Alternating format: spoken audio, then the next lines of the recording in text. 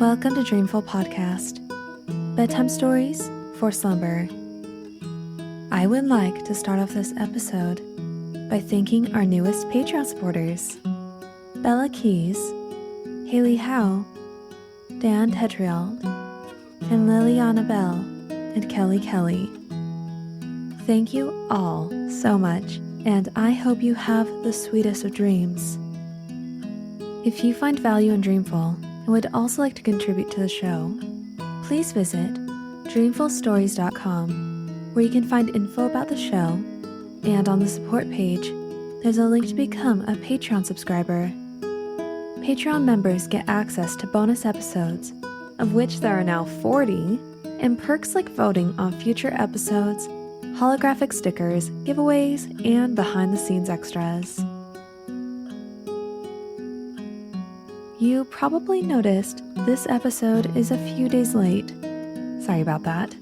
Sometimes things don't go according to plan, especially during the holidays when every day seems to fill up with birthday parties, school events, holiday festivals, and lots of family get-togethers on top of a regular work schedule. This season can quickly become really overwhelming, and it's because of this that I'm so thankful for our sponsor, BetterHelp. BetterHelp will assess your needs with a quick and comprehensive survey and match you with your own licensed professional therapist to help tackle the holiday overwhelm. You can start communicating in under 24 hours in a safe and private online environment with the convenience of skipping an uncomfortable waiting room. Send a message to your counselor anytime and receive timely and thoughtful responses. Plus, schedule weekly video or phone sessions. And if your counselor isn't a perfect fit for you, that's not a problem, because BetterHelp is committed to facilitating great therapeutic matches, so they make it easy and free to change counselors if needed. This service is available for clients worldwide, and you can find a licensed professional counselor that specializes in your specific needs. Best of all, it's more affordable than offline counseling, and financial aid is available. Start living a happier life today. As a listener of Dreamful, you'll get 10% off your first month by visiting our sponsor at betterhelp.com/dreamful. Join over 1 million people who have taken charge of their mental health. Again, that's BetterHelp, help spelled HELP.com/dreamful.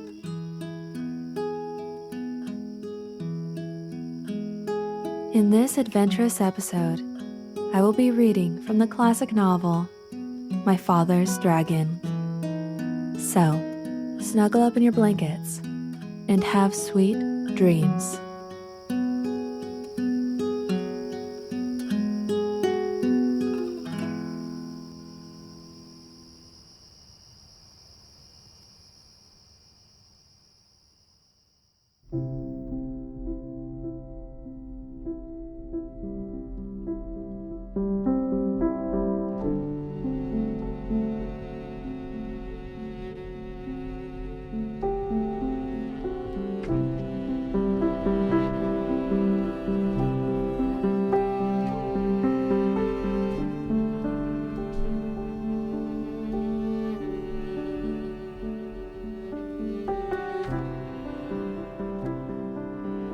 One cold, rainy day, when my father was a little boy, he met an old alley cat on his street. The cat was very drippy and uncomfortable. So my father said, "Wouldn't you like to come home with me?" This surprised the cat.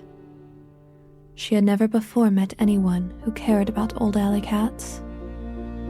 But she said, "I'd be very much obliged if I could sit by a warm furnace and perhaps have a saucer of milk." "We have a very nice furnace to sit by," said my father, "and I'm sure my mother has an extra saucer of milk."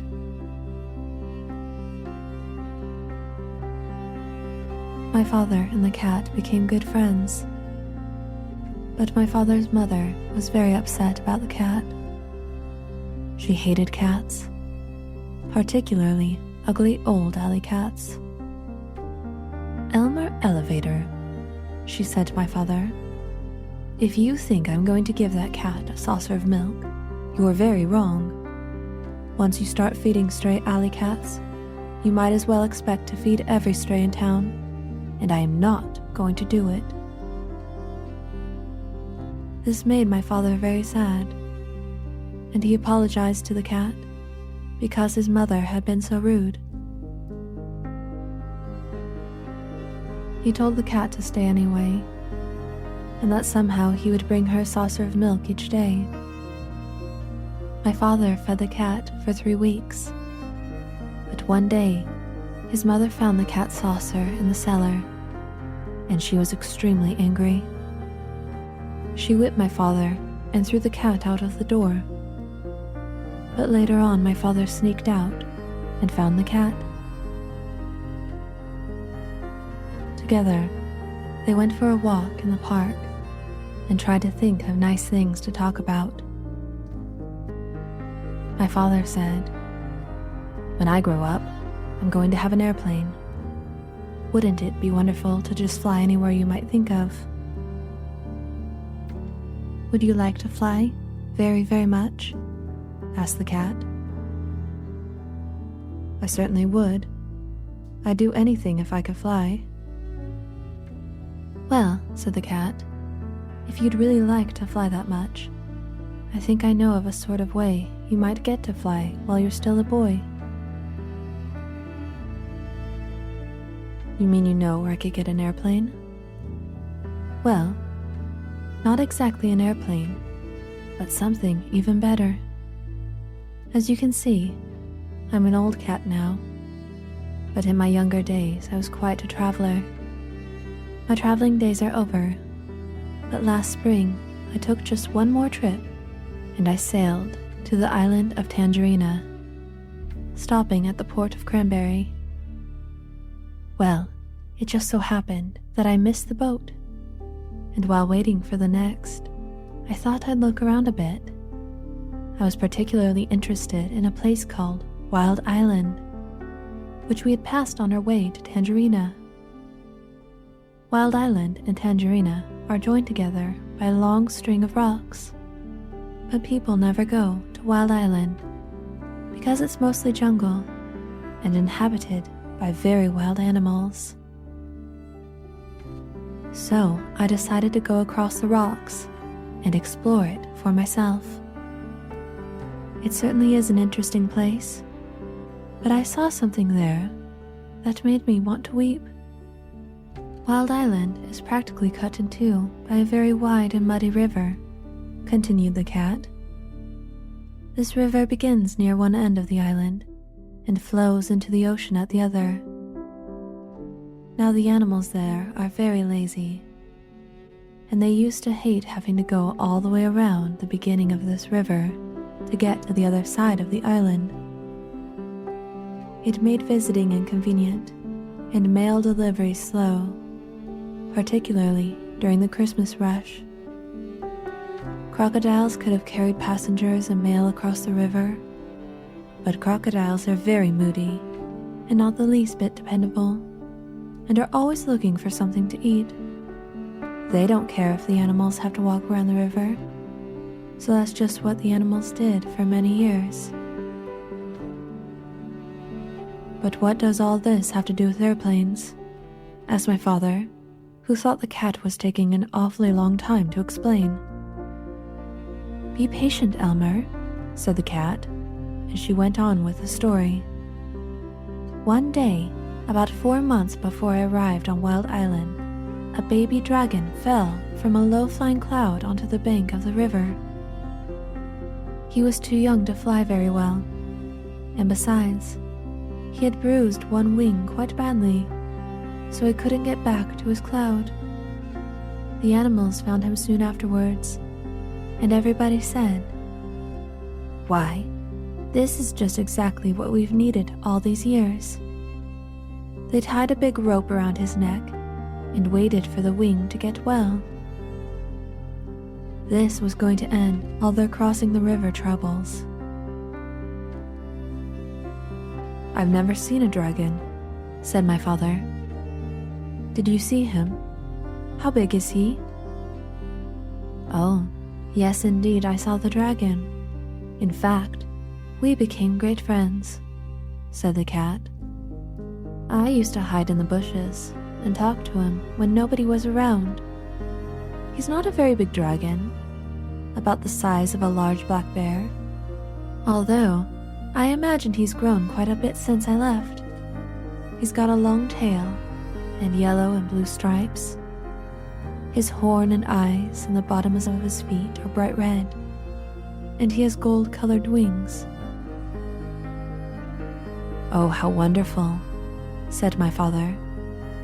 "What did the animals do with him when his wings got well?" "They started training him to carry passengers. And even though he is just a baby dragon, they work him all day and all night too sometimes. They make him carry loads that are much too heavy, and if he complains, they twist his wings and beat him. He's always tied to a stake on a rope, just long enough to get across the river. His only friends are the crocodiles, who say hello to him once a week if they don't forget. Really, he's the most miserable animal I've ever come across. When I left, I promised I'd try to help him someday, although I couldn't see how. The rope around his neck is about the biggest, toughest rope you can imagine.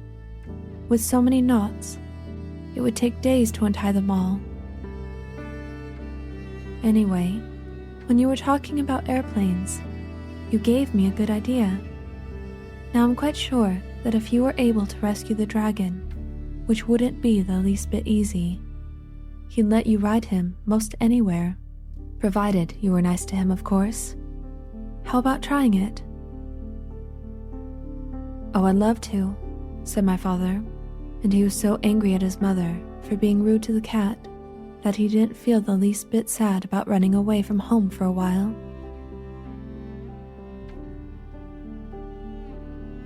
That very afternoon, my father and the cat went down to the docks to see about ships going to the island of Tangerina. They found out that a ship would be sailing the next week, so right away they started planning for the rescue of the dragon. The cat was a great help in suggesting things for my father to take with him, and she told him everything she knew about Wild Island. Of course, she was too old to go along. Everything had to be kept very secret, so when they found or bought anything to take on the trip, they hid it behind a rock in the park. The night before my father sailed, he borrowed his father's knapsack, and he and the cat packed everything very carefully. He took chewing gum, 24 pink lollipops, a package of rubber bands, black rubber boots, a compass, a toothbrush, and a tube of toothpaste, 6 magnifying glasses, a very sharp jackknife, a comb and a hairbrush, 7 hair ribbons of different colors, an empty grain bag with a label saying cranberry, some clean clothes, and enough food to last my father while he was on the ship. He couldn't live on mice, so he took 25 peanut butter and jelly sandwiches and 6 apples, because that's all the apples he could find in the pantry. When everything was packed, my father and the cat went down to the docks to the ship. A night watchman was on duty, so while the cat made loud, queer noises to distract his attention, my father ran over the gangplank onto the ship. He went down into the hold and hid among some bags of wheat. The ship sailed early the next morning.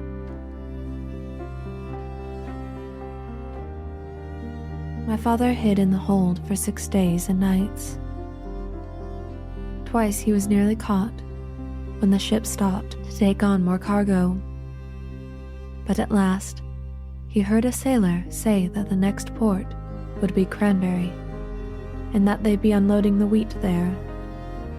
My father knew that the sailors would send him home if they caught him. At the last moment, my father got inside the bag, folded the top of the bag inside, and put the rubber band around the top. He didn't look just exactly like the other bags, but it was the best he could do.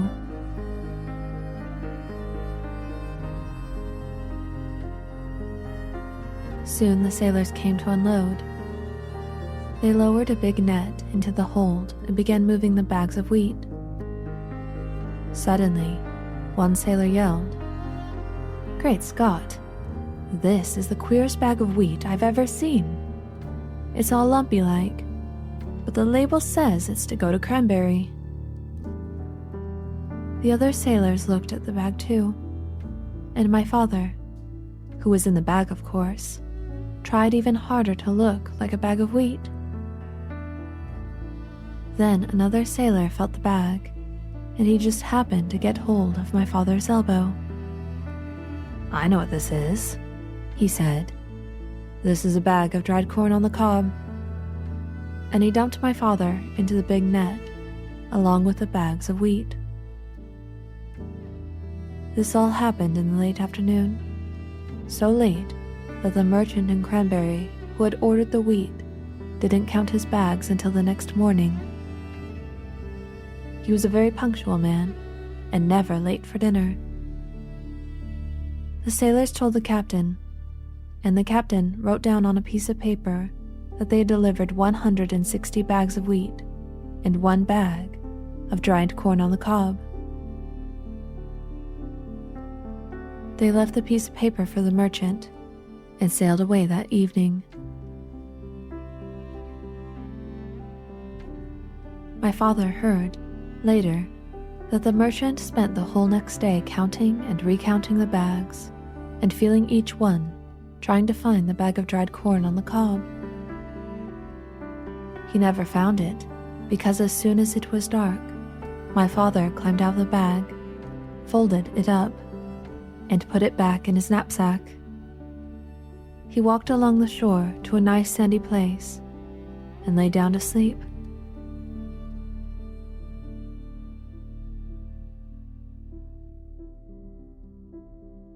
My father was very hungry when he woke up the next morning. Just as he was looking to see if he had anything left to eat, something hit him on the head. It was a tangerine. He had been sleeping right under a tree full of big, fat tangerines. And then he remembered that this was the island of Tangerina. Tangerine trees grew wild everywhere. My father picked as many as he had room for, which was 31, and started off to find Wild Island. He walked and walked and walked along the shore, looking for the rocks that join the 2 islands. He walked all day, and once when he met a fisherman and asked him about Wild Island, the fisherman began to shake and couldn't talk for a long while. It scared him that much, just thinking about it. Finally, he said, "Many people have tried to explore Wild Island, but not one has come back alive. We think they were eaten by the wild animals." This didn't bother my father. He kept walking and slept on the beach again that night. It was beautifully clear the next day, and way down the shore my father could see a long line of rocks leading out into the ocean. And way, way out at the end, he could just see a tiny patch of green. He quickly ate 7 tangerines and started down the beach. It was almost dark when he came to the rocks. But there, way out in the ocean, was the patch of green. He sat down and rested a while, remembering that the cat had said, "If you can, go out to the island at night. because then the wild animals won't see you coming along the rocks, and you can hide when you get there. So my father picked 7 more tangerines, put on his black rubber boots, and waited for dark. It was a very black night, and my father could hardly see the rocks ahead of him. Sometimes they were quite high, and sometimes the waves almost covered them, and they were slippery and hard to walk on. Sometimes the rocks were far apart, and my father had to get a running start and leap from one to the next. After a while, he began to hear a rumbling noise. It grew louder and louder as he got nearer to the island.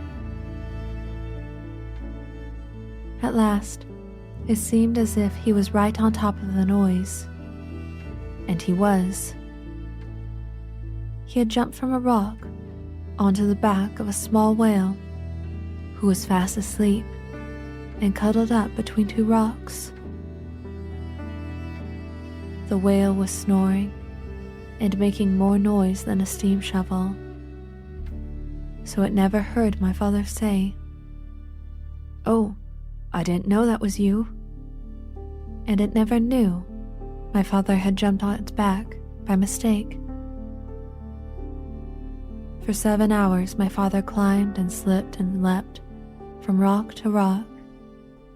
But while it was still dark, he finally reached the very last rock and stepped off onto Wild Island.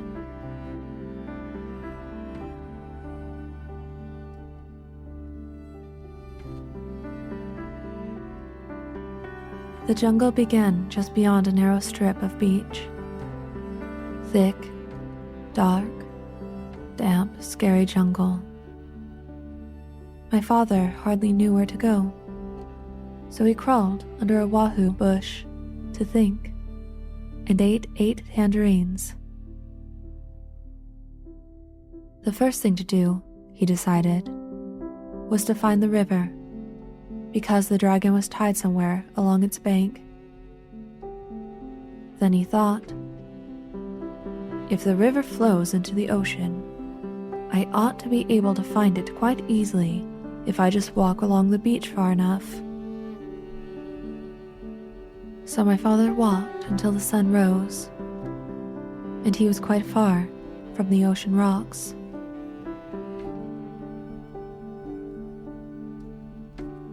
It was tangerines. He could have eaten 12, but he hadn't seen any tangerines on this island, and he could not risk running out of something to eat.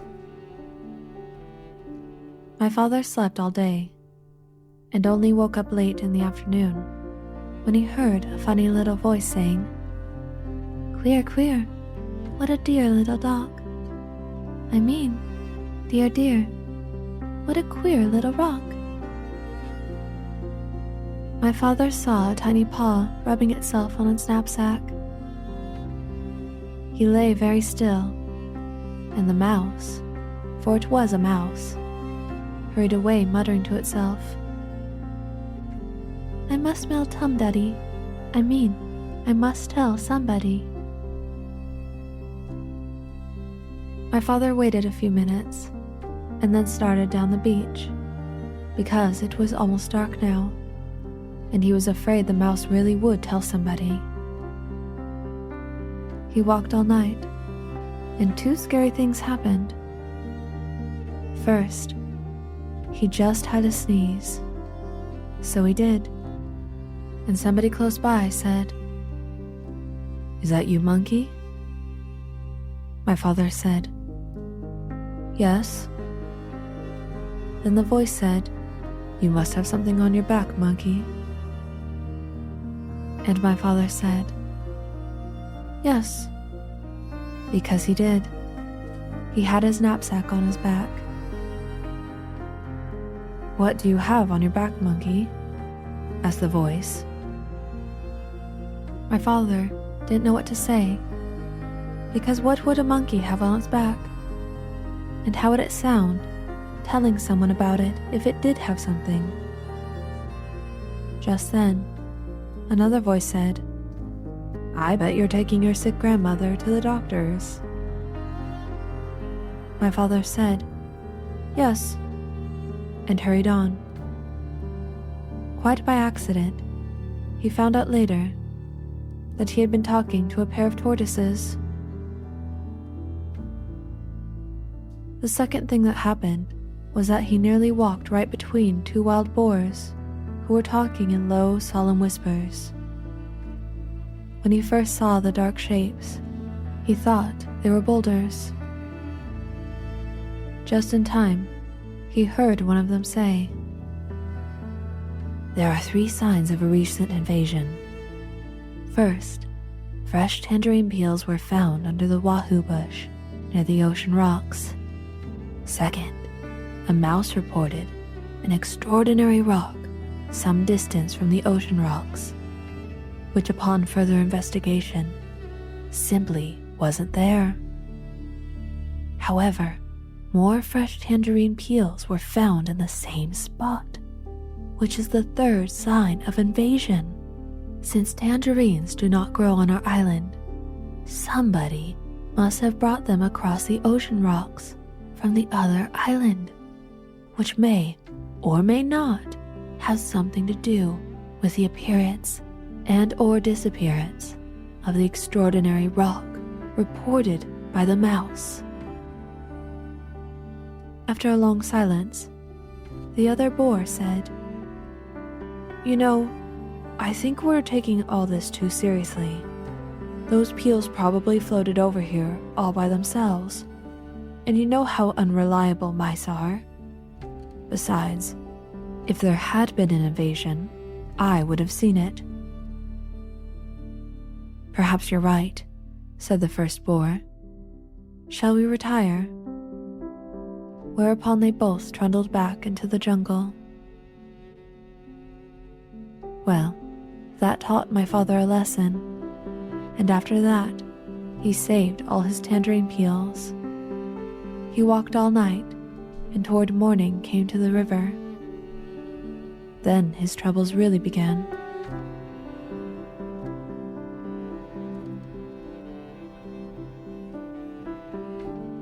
The river was very wide and muddy, and the jungle was very gloomy and dense. The trees grew close to each other, and what room there was between them was taken up by great high ferns with sticky leaves. My father hated to leave the beach, but he decided to start along the riverbank, where at least the jungle wasn't quite so thick. He ate 3 tangerines, making sure to keep all the peels this time, and put on his rubber boots. My father tried to follow the riverbank, but it was very swampy, and as he went farther, the swamp became deeper. When it was almost as deep as his boot tops, he got stuck in the oozy, mucky mud. My father tugged and nearly pulled his boots right off. But at last, he managed to wade to a drier place. Here the jungle was so thick that he could hardly see where the river was. He unpacked his compass and figured out the direction he should walk in order to stay near the river. But he didn't know that the river made a very sharp curve away from him, just a little way beyond. And so, as he walked straight ahead, he was getting farther and farther away from the river. He began to hear whispery noises, but he couldn't see any animals anywhere. The deeper into the jungle he went, the surer he was that something was following him. And then he thought he heard whispery noises on both sides of him, as well as behind. He tried to run, but he tripped over more roots, and the noises only came nearer Once or twice, he thought he heard something laughing at him. At last, he came out into a clearing and ran right into the middle of it, so that he could see anything that might try to attack him. Was he surprised when he looked and saw 14 green eyes coming out of the jungle all around the clearing, and when the green eyes turned into 7 tigers. The tigers walked around him in a big circle, looking hungrier all the time, and then they sat down and began to talk. "I suppose you thought we didn't know you were trespassing in our jungle?" Then the next tiger spoke. "I suppose you're going to say you didn't know it was our jungle." "Did you know that not one explorer has ever left this island alive?" said the third tiger. My father thought of the cat and knew this wasn't true, but of course he had too much sense to say so. One doesn't contradict a hungry tiger. The tigers went on talking in turn. "You're our first little boy, you know.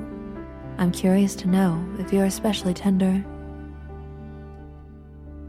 "Maybe you think we have regular meal times, but we don't. We just eat whenever we're feeling hungry," said the fifth tiger. "And we're very hungry right now. In fact, I can hardly wait," said the sixth. "I can't wait," said the seventh tiger. And then all the tigers said together in a loud roar, "Let's begin right now." And they moved in closer. My father looked at those 7 hungry tigers, and then he had an idea. He quickly opened his knapsack and took out the chewing gum. The cat had told him that tigers were especially fond of chewing gum, which was very scarce on the island. So he threw them each a piece, but they only growled. "As fond as we are of chewing gum, we're sure we'd like you even better." And they moved so close that he could feel them breathing on his face. "But this is very special chewing gum," said my father. "If you keep on chewing it long enough, it will turn green. And then if you plant it, it will grow even more chewing gum. And the sooner you start chewing, the sooner you'll have more." The tiger said, "Why, you don't say. Isn't that fine?" And as each one wanted to be the first to plant the chewing gum, they all unwrapped their pieces and began chewing as hard as they could. Every once in a while, one tiger would look into another's mouth and say, "Nope, it's not done yet." Until finally, they were all so busy looking into each other's mouths to make sure that no one was getting ahead that they forgot all about my father.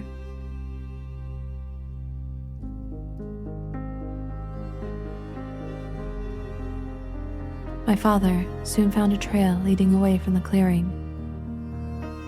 All sorts of animals might be using it too, but he decided to follow the trail no matter what he met, because it might lead to the dragon.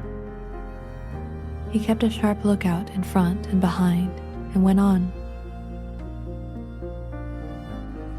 Just as he was feeling quite safe, he came around a curve right behind the 2 wild boars.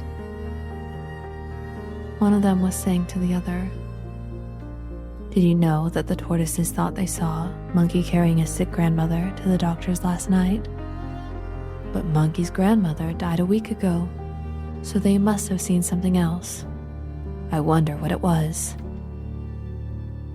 "I told you that there was an invasion afoot," said the other boar, "and I intend to find out what it is." I simply can't stand invasions." "Me neither," said a tiny little voice. Me neither." And my father knew that the mouse was there too. "Well," said the first boar, "you search the trail up this way to find the dragon. I'll go back down the other way through the big clearing, and we'll send Mouse to watch the ocean rocks, in case the invasion should decide to go away before we find it." My father hid behind a mahogany tree just in time, and the first boar walked right past him. My father waited for the other boar to get a head start on him, but he didn't wait very long, because he knew that when the first boar saw the tigers chewing gum in the clearing, he'd be even more suspicious. Soon, the trail crossed a little brook, and my father, who by this time was very thirsty, stopped to get a drink of water. He still had on his rubber boots, so he waded into a little pool of water and was stooping down when something quite sharp picked him up by the seat of the pants and shook him very hard. "Don't you know that's my weeping pool?" said a deep, angry voice. My father couldn't see who was talking because he was hanging in the air right over the pool. But he said, "Oh no, I'm so sorry. I didn't know that everybody had a private weeping pool." "Everybody doesn't," said the angry voice. "But I do because I have such a big thing to weep about, and I drown everybody I find using my weeping pool." With that, the animal tossed my father up and down over the water. "What is it that you weep about so much?" asked my father, trying to get his breath, and he thought over all the things he had in his pack. "Oh, I have many things to weep about, but the biggest thing is the color of my tusk." My father squirmed every which way, trying to see the tusk, but it was through the seat of his pants, where he couldn't possibly see it. "When I was a young rhinoceros, my tusk was pearly white," said the animal, and then my father knew that he was hanging by the seat of his pants from a rhinoceros's tusk. "But it has turned a nasty yellow-gray in my old age, and I find it very ugly. You see, everything else about me is ugly, but when I had a beautiful tusk, I didn't worry so much about the rest. Now that my tusk is ugly too, I can't sleep nights just thinking about how completely ugly I am, and I weep all the time. But why should I be telling you these things? I caught you using my pool, and now I'm going to drown you." "Oh, wait a minute, Rhinoceros," said my father. "I have some things that will make your tusk all white and beautiful again. Just let me down, and I will give them to you."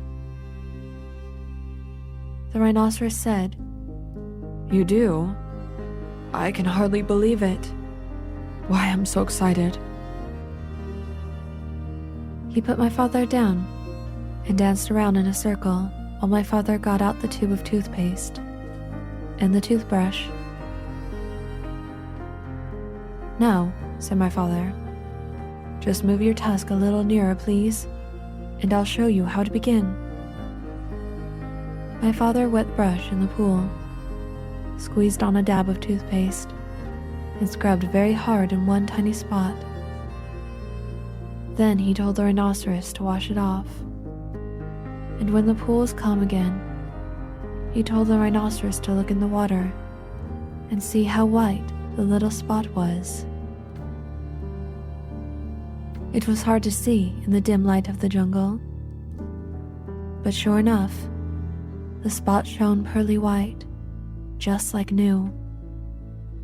The rhinoceros was so pleased that he grabbed the toothbrush and began scrubbing violently, forgetting all about my father.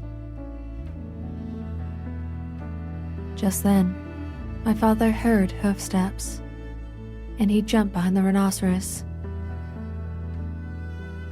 It was the boar coming back from the big clearing where the tigers were chewing gum. The boy looked at the rhinoceros, and at the toothbrush, and at the tube of toothpaste, and then he scratched his ear on a tree. "Tell me, rhinoceros," he said, "where did you get that fine tube of toothpaste and that toothbrush?" "Too busy," said the rhinoceros, and he went on brushing as hard as he could. The boar sniffed angrily and trotted down the trail toward the dragon, muttering to himself, "Very suspicious. Tiger's too busy chewing gum. Rhinoceros too busy brushing his tusk. Must get hold of that invasion. Don't like it one bit, not one bit. It's upsetting everybody terribly. Wonder what it's doing here anyway." My father waved goodbye to the rhinoceros, who was much too busy to notice, got a drink farther down the brook, and waded back to the trail. He hadn't gone very far when he heard an angry animal roaring. "Ding blast it! I told you not to go blackberrying yesterday. Won't you ever learn? What will your mother say?" My father crept along and peered into a small clearing just ahead. A lion was prancing about, clawing at his mane, which was all snarled and full of blackberry twigs. The more he clawed, the worse it became, and the madder he grew, and the more he yelled at himself, because it was himself he was yelling at all the time. My father could see that the trail went through the clearing, so he decided to crawl around the edge in the underbrush and not disturb the lion. He crawled and crawled, and the yelling grew louder and louder. Just as he was about to reach the trail on the other side, the yelling suddenly stopped. My father looked around and saw the lion glaring at him. The lion charged and skidded to a stop a few inches away. "Who are you?" the lion yelled at my father. "My name is Elmer Elevator." "Where do you think you're going?" "I'm going home," said my father. "That's what you think," said the lion. "Ordinarily I'd save you for afternoon tea, but I happen to be upset enough and hungry enough to eat you right now." And he picked up my father in his front paws to feel how fat he was. My father said, "Oh, please, lion, before you eat me, tell me why you are so particularly upset today." "It's my mane," said the lion, as he was figuring out how many bites a little boy would make. "You see what a dreadful mess it is, and I don't seem to be able to do anything about it. My mother is coming over on the dragon this afternoon, and if she sees me this way, I'm afraid she'll stop my allowance. She can't stand messy manes, but I'm going to eat you now so it won't make any difference to you." "Oh, wait a minute," said my father, "and I'll give you just the things you need to make your mane all tidy and beautiful. I have them here in my pack." "You do?" said the lion. "Well, give them to me, and perhaps I'll save you for afternoon tea after all." And he put my father down on the ground. My father opened the pack and took out the comb and the brush and the 7 hair ribbons of different colors. "Look," he said, "I'll show you what to do on your forelock, where you can watch me. First, you brush a while, and then you comb, and then you brush again until all the twigs and snarls are gone. Then you divide it up in 3 and braid it like this and tie a ribbon around the end." As my father was doing this, the lion watched very carefully and began to look much happier. When my father tied on the ribbon, he was all smiles. "Oh, that's wonderful. Really wonderful," said the lion. "Let me have the comb and brush and see if I can do it." So my father gave him the comb and brush, and the lion began busily grooming his mane.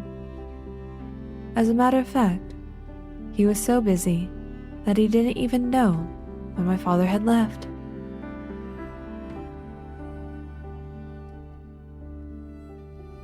My father was very hungry, so he sat down under a baby banyan tree on the side of the trail and ate 4 tangerines. He wanted to eat 8 or 10, but he had only 13 left, and it might be a long time before he could get more. He packed away all the peels and was about to get up when he heard the familiar voices of the boars. "I wouldn't have believed it if I hadn't seen them with my own eyes. But wait and see for yourself.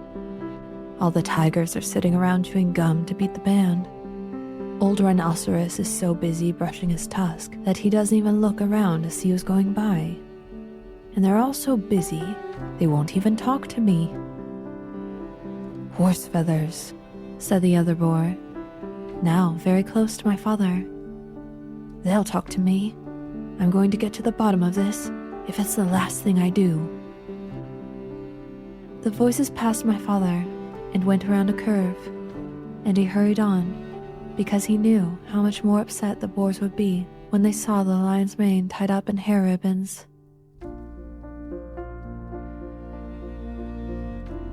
Before long, my father came to a crossroads, and he stopped to read the signs. Straight ahead, an arrow pointed to the beginning of the river. To the left, the ocean rocks, and to the right, to the dragon ferry. My father was reading all these signs when he heard paw steps and ducked behind the signpost. A beautiful lioness paraded past and turned down toward the clearings. Although she could have seen my father if she had bothered to glance at the post, she was much too occupied looking dignified to see anything but the tip of her own nose.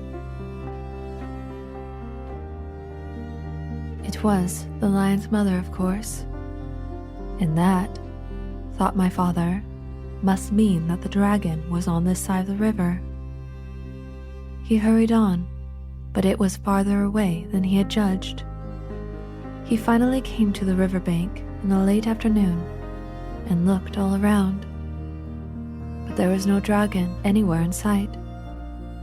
He must have gone back to the other side. My father sat down under a palm tree and was trying to have a good idea when something big and black and hairy jumped out of the tree and landed with a loud crash at his feet. "Well," said a huge voice. "Well, what?" said my father, for which he was very sorry when he looked up and discovered he was talking to an enormous and very fierce gorilla. "Well, explain yourself," said the gorilla. "I'll give you till 10 to tell me your name, business, your age, and what's in that pack." And he began counting to 10 as fast as he could. My father didn't even have time to say, "Elmer Elevator, Explorer," before the gorilla interrupted. "Too slow. I'll twist your arms the way I twist the dragon's wings, and then we'll see if you can't hurry up a bit." He grabbed my father's arms, one in each fist, and was just about to twist them when he suddenly let go and began scratching his chest with both hands. "Blast those fleas," he raged. "They won't give you a moment's peace, and the worst of it is that you can't even get a good look at them. Rosie, Rhoda, Rachel, Ruthie, Ruby, Roberta. Come here and get rid of this flea on my chest. It's driving me crazy." 6 little monkeys tumbled out of the palm tree, dashed to the gorilla, and began combing the hair on his chest. "Well," said the gorilla, "it's still there." We're looking," said the 6 little monkeys. "But they're awfully hard to see, you know."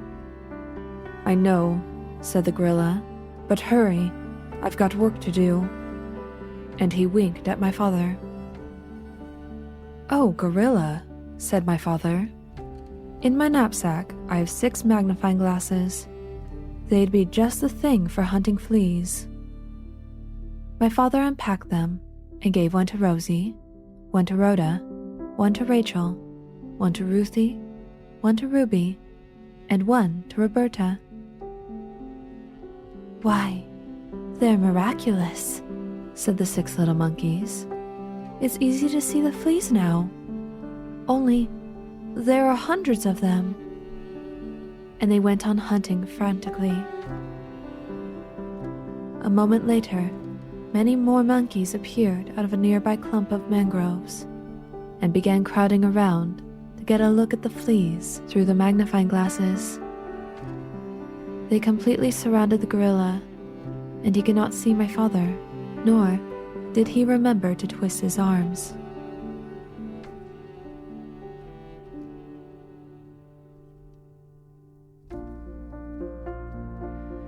My father walked back and forth along the bank, trying to think of some ways to cross the river. He found a high flagpole with a rope going over to the other side. The rope went through a loop at the top of the pole, and then down the pole, and around a large crank. A sign on the crank said, "To summon dragon, yank the crank. Report disorderly conduct to gorilla."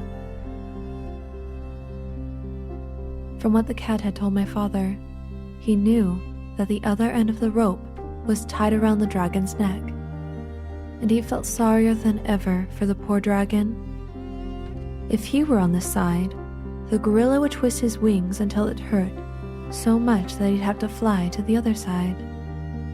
If he were on the other side, the gorilla would crank the rope until the dragon would either choke to death or fly back to this side. What a life for a baby dragon. My father knew that if he called to the dragon to come across the river, the gorilla would surely hear him. So he thought about climbing the pole and going across on the rope. The pole was very high, and even if he could get to the top without being seen, he'd have to go all the way across hand over hand. The river was very muddy, and all sorts of unfriendly things might live in it. But my father could think of no other way to get across. He was about to start up the pole when, despite all the noise the monkeys were making, he heard a loud splash behind him. He looked all around in the water, but it was dusk now, and he couldn't see anything there. "It's me, Crocodile," said a voice to the left. "The water's lovely, and I have such a craving for something sweet. Won't you come in for a swim?" A pale moon came out from behind the clouds, and my father could see where the voice was coming from. The crocodile's head was just peeping out of the water. "Oh, no thank you," said my father. "I never swim after sundown. But I do have something sweet to offer you. Perhaps you'd like a lollipop. And perhaps you have friends who would like lollipops too." "Lollipops," said the crocodile. "Why, that is a treat. How about it, boys?" A whole chorus of voices shouted, "Hurrah! Lollipops!" and my father counted as many as 17 crocodiles, with their heads peeping just out of the water. "That's fine," said my father as he got out the 24 pink lollipops and the rubber bands. "I'll stick one here in the bank. Lollipops last longer if you keep them out of the water, you know. Now, one of you can have this one." The crocodile who had first spoken swam up and tasted it. "Delicious, mighty delicious," he said. "Now if you don't mind," said my father, "I'll just walk along your back and fasten another lollipop to the tip of your tail with rubber band. You don't mind, do you?" "Oh no, not in the least," said the crocodile. "Can you get your tail just out of the water a bit?" asked my father. "Yes, of course," said the crocodile, and he lifted up his tail. Then my father ran along his back and fastened another lollipop with a rubber band. "Who's next?" said my father, and a second crocodile swam up and began sucking on that lollipop. "Now, you gentlemen can save a lot of time if you just line up across the river," said my father, "and I'll be along to give you each a lollipop." So the crocodiles lined up right across the river with their tails in the air, waiting for my father to fasten on the rest of the lollipops. The tail of the 17th crocodile just reached the other bank. When my father was crossing the back of the 15th crocodile with 2 more lollipops to go, the noise of the monkeys suddenly stopped, and he could hear a much bigger noise getting louder every second. Then he could hear 7 furious tigers, and 1 raging rhinoceros, and 2 seething lions, and 1 ranting gorilla, along with countless screeching monkeys, led by 2 extremely irate wild boars, all yelling, "It's a trick! It's a trick! There's an invasion, and it must be after our dragon! Kill it! Kill it!" The whole crowd stampeded down to the bank. As my father was fixing the 17th lollipop for the last crocodile, he heard a wild boar scream, "Look, it came this way. It's over there now, see? The crocodiles made a bridge for it." And just as my father leapt onto the other bank, one of the wild boars jumped onto the back of the first crocodile. My father didn't have a moment to spare. By now, the dragon realized that my father was coming to rescue him. He ran out of the bushes and jumped up and down yelling, "Here I am! I'm right here! Can you see me? Hurry!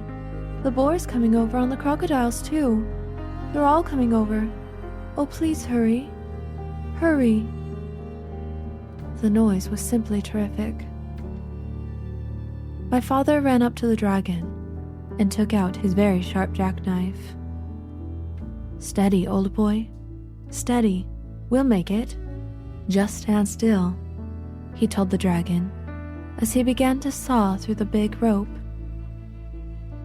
By this time, both boars, all 7 tigers, the 2 lions, the rhinoceros, and the gorilla, along with the countless screeching monkeys, were all on their way across the crocodiles, and there was still a lot of rope to cut through. "Oh, hurry," the dragon kept saying, and my father again told him to stand still. "If I don't think I can make it," said my father, "we'll fly over to the other side of the river, and I can finish cutting the rope there." Suddenly the screaming grew louder and madder, and my father thought the animals must have crossed the river. He looked around and saw something which surprised and delighted him, partly because he had finished his lollipop, and partly because, as I told you before, crocodiles are very moody and not the least bit dependable, and are always looking for something to eat. The first crocodile had turned away from the bank and started swimming down the river. The second crocodile hadn't finished yet, so he followed right after the first, still sucking his lollipop. All the rest did the same thing, one right after the other, until they were all swimming away in a line. The 2 wild boars, the 7 tigers, the rhinoceros, the 2 lions, the gorilla, along with the countless screeching monkeys, were all riding down the middle of the river on the train of crocodiles, sucking pink lollipops, and all yelling and screaming and getting their feet wet. My father and the dragon laughed themselves weak because it was such a silly sight. As soon as they had recovered, my father finished cutting the rope, and the dragon raced around in circles and tried to turn a somersault. He was the most excited baby dragon that ever lived.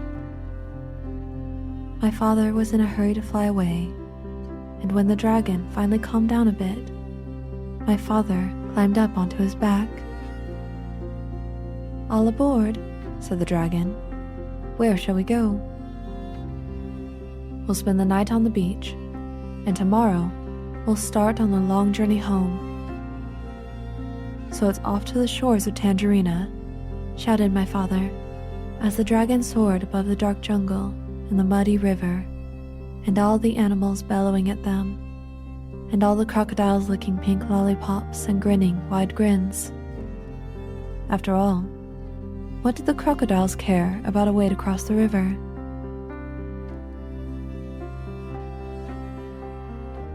As my father and the dragon passed over the ocean rocks, they heard a tiny, excited voice scream,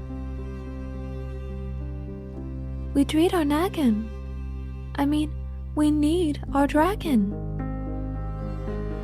But my father and the dragon knew that nothing in the world would ever make them go back to Wild Island.